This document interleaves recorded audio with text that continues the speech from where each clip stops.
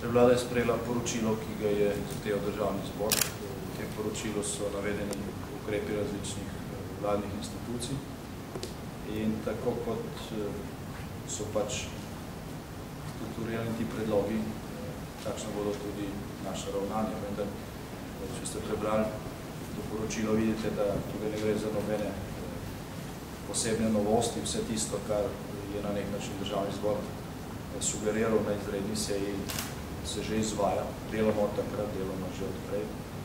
Nadzorne institucije okrepljeno delujejo, tako Urad za varstvo konkurence kot Agencija za trg vrednostnih papirjev.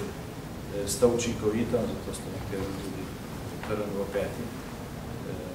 Zagotavlja se enakost pred zakonom in vlada bi si želela, da imajo ti organi tudi javno podporo, ne pa samo kritiku. Mogoče samo še pod vprašanje.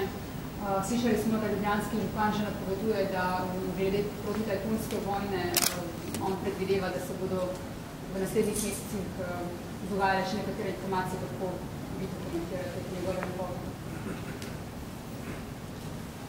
Ne vem, če gre tukaj za kaj, kar bi bilo vredno komentirati.